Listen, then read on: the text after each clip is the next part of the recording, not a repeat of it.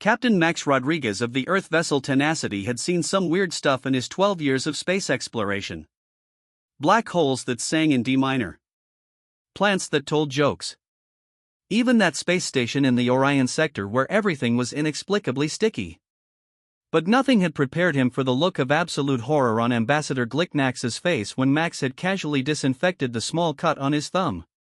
By the 7 sacred suns, the ambassador gasped, his translucent skin flashing alarming patterns of red and purple. You just poured acid on your epidermal layer and didn't expire. Max paused, the antiseptic wipe still pressed against his thumb. He glanced at Lieutenant Javier Ortega, his communications officer, who gave an almost imperceptible shrug. It's just rubbing alcohol, Max explained, trying for a reassuring smile. Kills the germs. You know, basic first aid? The 3 representatives from the Galactic Confederation backed away in perfect unison, their eye stalks quivering. The tallest one, who had introduced himself as High Counselor Zrith, made a series of clicking sounds that the translation matrix rendered as they deliberately introduced toxic chemicals into their wounds. The reports were true. Earth truly is a death world. Max sighed. This first contact was going about as smoothly as teaching a cat to tap dance. Look, he said, reaching for the small med kit on his belt, it's really not a big deal. See?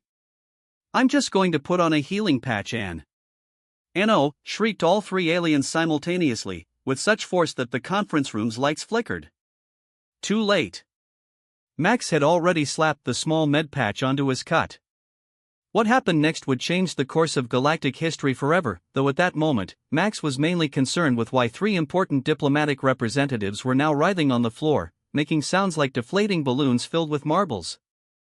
Captain, Ortega hissed, I think they're having some kind of seizure.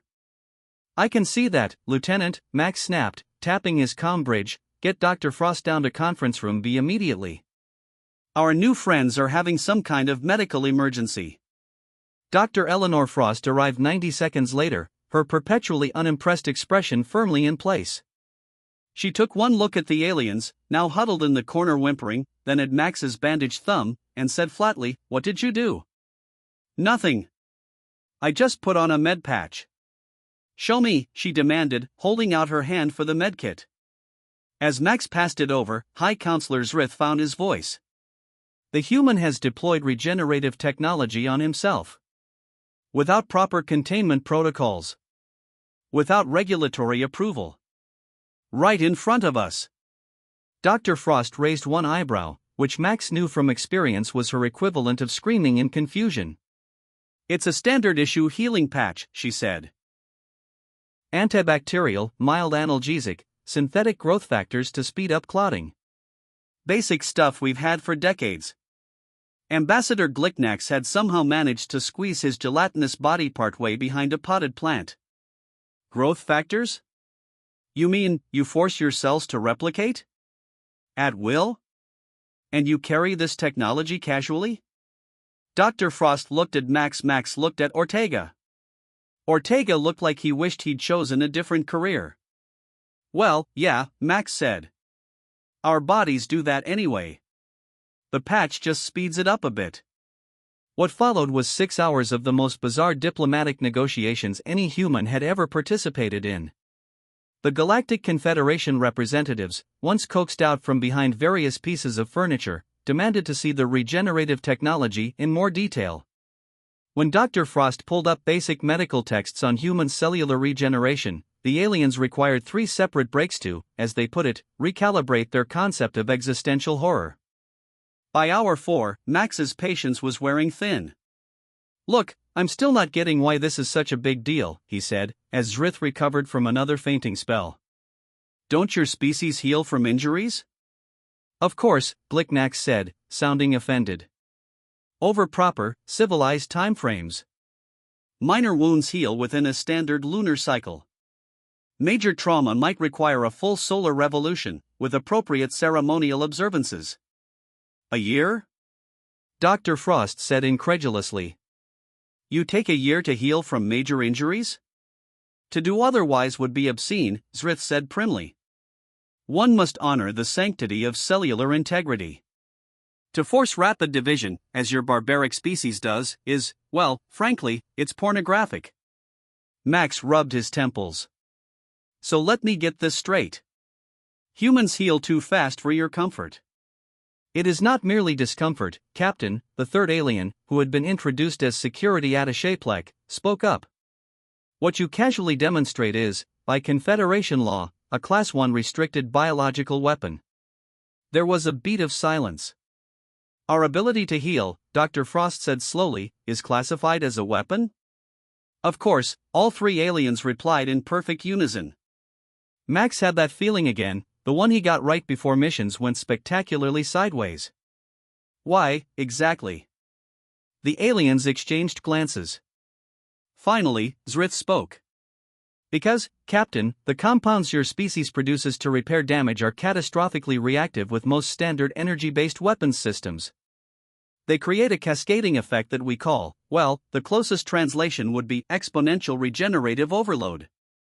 Dr. Frost's eyes widened. Are you saying that human healing compounds could cause mechanical systems to attempt to heal themselves? Yes, Plek finished. With invariably explosive results.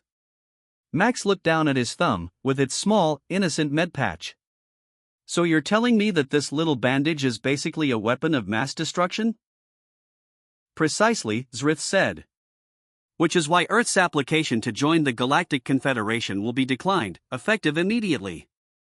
That's when the ship's alarms began blaring. Captain, to the bridge. Commander Olivia Wilson's voice crackled over the comm. We've got 3 unidentified vessels approaching fast, weapons hot. Max was already moving. Sorry, folks, diplomatic crisis on hold. Ortega, escort our guests to the safe room. But we haven't completed the containment protocols for your biological weapons. Glicknax protested. You mean my thumbs? Max called over his shoulder as he sprinted for the bridge. The situation wasn't good. 3 sleek, predatory-looking ships had the Tenacity surrounded. Their design wasn't in any database, but their intentions were clear from the weapon ports open along their hulls. Hail them, Max ordered, dropping into his command chair. We've tried, sir, Wilson reported. They're responding with, well, it sounds like laughter. The main screen flickered, and a reptilian face appeared. Human vessel, the alien said, its voice a raspy growl. Your diplomatic friends cannot help you now. The Confederation's protection does not extend to unregistered species. Your ship and its technology now belong to the Vrek cartel. Pirates, Max muttered. Fantastic. They're charging weapons, sir, the tactical officer reported. Max's mind raced. The Tenacity was an exploration vessel, not a warship. They had basic shields and point defense systems, but nothing that would stand up to a coordinated attack from 3 dedicated pirate vessels. Unless. Dr. Frost, Max said, turning to the medical officer who had followed him to the bridge. Those regenerative compounds the ambassadors were so freaked out about. How concentrated are they in the med patches? Dr. Frost's eyes narrowed as she caught on. Not very. But I have much more potent versions in my lab. Experimental stuff we use for critical injuries. And if we were to, say, load that into our point defense systems? A slow smile spread across Dr. Frost's usually impassive face. Captain, that would be an extremely reckless misuse of medical technology. Noted. How fast can you make it happen? Give me 5 minutes. As Dr. Frost hurried off the bridge, the pirate leader grew impatient. Your shields cannot withstand our weapons, humans. Surrender now, and we may allow your crew to live as slaves. That's a generous offer, Max replied, stalling for time. But I think there's been a misunderstanding. We're just a simple exploration vessel conducting some diplomatic meetings. Maybe we could work something out? The pirate's laugh was like stones in a garbage disposal. The time for negotiation has passed. You have 1 minute to lower your shields, or we open fire. Sir, Wilson whispered, whatever you're planning, we need to do it fast. Max nodded, then tapped his comb. Frost, please tell me you have good news. Better than good, came the reply. I've loaded the regenerative compound into 4 defense drones. They're ready to deploy on your command. Launch them now, passive approach. Target 1 at each pirate vessel, keep 1 in reserve. On the screen, the pirate leader's expression shifted from amusement to confusion as the small, unarmed drones drifted toward their ships. What trickery is this? He demanded. Defense drones without weapons? Max smiled. No tricks. Just a small gift from Earth. A demonstration of our healing technology. Your minute is up, human. Prepare to. Now, Dr. Frost. The drones, positioned near each pirate vessel, released their payload, a fine mist of concentrated human regenerative compounds. For a moment, nothing happened. Then the pirate ship's weapon systems began to glow. What is happening? The pirate leader roared, panic replacing his arrogance. We call it exponential regenerative overload, Max said, quoting Zrith. Turns out, our healing juice doesn't play nice with your weapons. The glow intensified, spreading across the pirate vessels like a web of light. Systems began to bulge and warp as the regenerative compounds forced them into a healing process they were never designed to undergo. Fascinating, Dr. Frost murmured, watching the sensor readings. Their weapon systems are literally trying to grow new components. Abort attack, the pirate leader was screaming to his crew. Shut down all systems. Too late. With a series of spectacular flashes, the weapons systems on all 3 pirate vessels burst, leaving them drifting and defenseless. In the stunned silence that followed, Max turned to find the 3 Galactic Confederation representatives standing at the back of the bridge, their eye stalks extended in what might have been horror, or possibly reluctant admiration. So, Max said with a casual smile. About Earth's application to join the Confederation. High Counselor Zrith made a sound like a deflating balloon. I believe, he said faintly, that we need to reconsider our position on Deathworlders. Word of the Tenacity's unconventional defense spread through the galaxy faster than a cat video on Earth's ancient internet.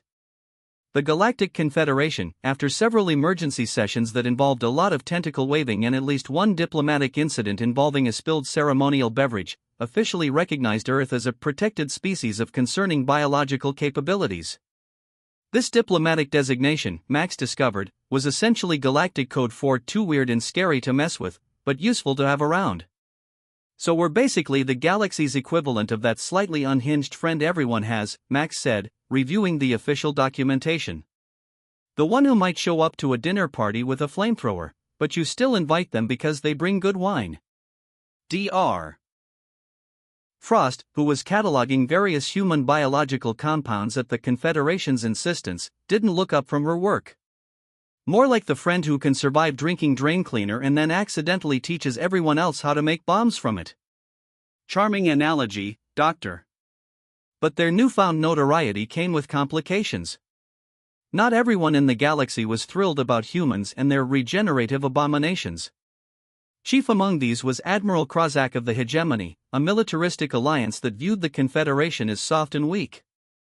Humans, Krozak declared in his first transmission to Earth, his craggy gray face filling viewscreens worldwide, are an evolutionary insult. Your biology is offensive. Your healing is an affront to proper physiology. The Hegemony will not recognize your protected status. He seems nice, Commander Wilson remarked dryly. Max sighed. Get me the Secretary General. And Dr. Frost. And, better make sure the bar in my quarters is stocked.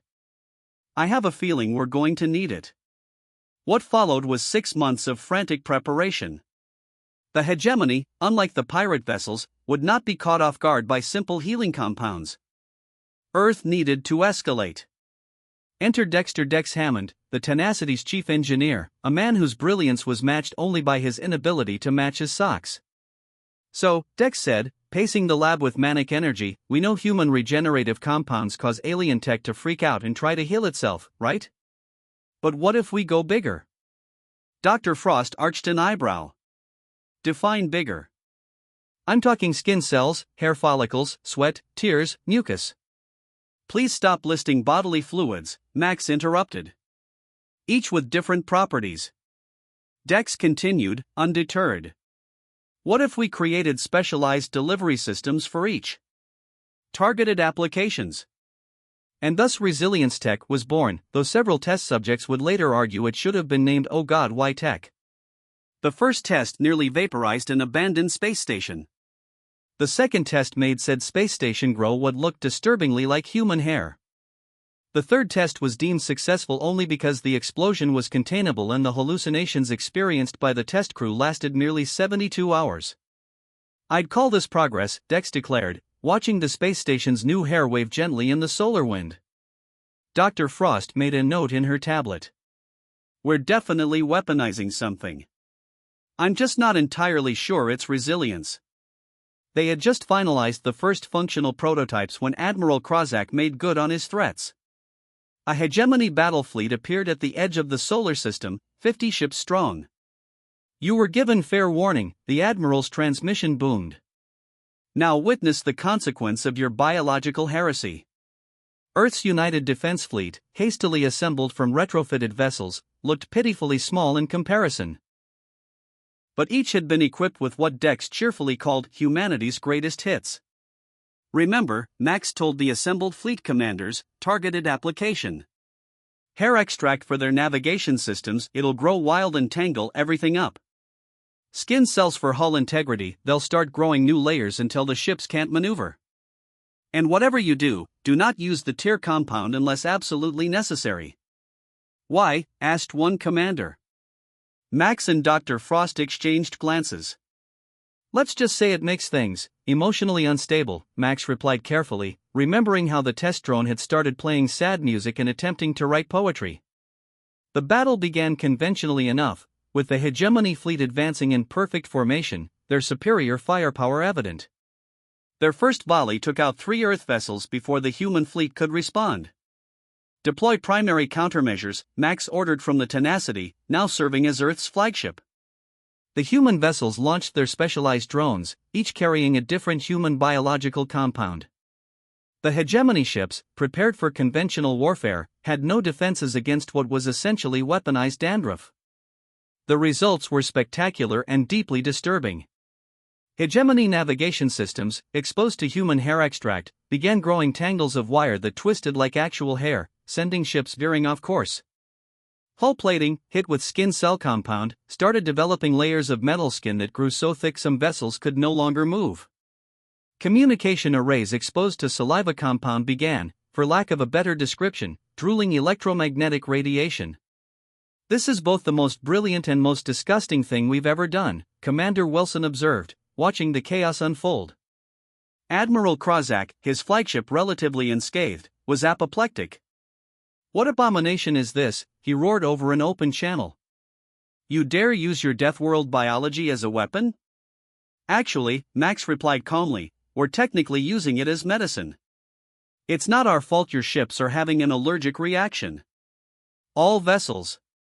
Krozak bellowed to his fleet. Concentrate fire on the flagship. I want these humans vaporized.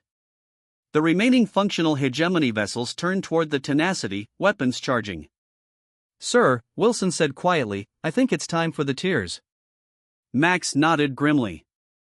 Deploy the emotional override. A single drone, carrying what Dr. Frost had dubbed essence of heartbreak, extracted from the tear ducts of the crew while watching particularly sad movies, slipped past the Hegemony defenses and released its payload directly into the flagship's atmospheric recycling system. For a moment, nothing happened. Then Admiral Krozak's transmission changed. The fearsome Admiral's voice cracked. I just don't understand why you humans had to be so different. To the horror of everyone watching, the mighty Krozak began to sob. We only wanted a galaxy where everything made sense. Where species took a proper, dignified year to heal minor wounds. Is that so much to ask? Behind him, his bridge crew appeared to be having similar emotional breakdowns, hugging each other and composing impromptu poetry about the emptiness of space. What exactly was in that compound? Max whispered to Dr. Frost. Tears collected during the viewing of Old Yeller, Titanic, and that commercial about the abandoned dog, she replied. With a dash of hormonal enhancer. The battle ended not with a bang, but with a galaxy-wide peace treaty, hastily drafted while Admiral Krozak was still in what the Confederation medical team described as an emotionally vulnerable state. Earth was recognized not just as a protected species, but as a critical galactic asset of terrifying biological significance. Humans, with their Deathworld resilience now weaponized, had achieved what countless diplomats had failed to do: scared the galaxy into peace. Not bad for a species that still occasionally chokes on its own saliva, Dex remarked at the celebration dinner. Max raised his glass. To humanity, too stubborn to die, too weird to fight. And just creative enough, Dr. Frost added with a rare smile, to weaponize a band-aid. Across the galaxy, alien species began reconsidering their definitions of Deathworld. Perhaps rapid healing wasn't an abomination. Perhaps resilience was something to be admired, not feared. But they still insisted humans washed their hands thoroughly before any diplomatic meetings. Some biological horrors were simply a bridge too far.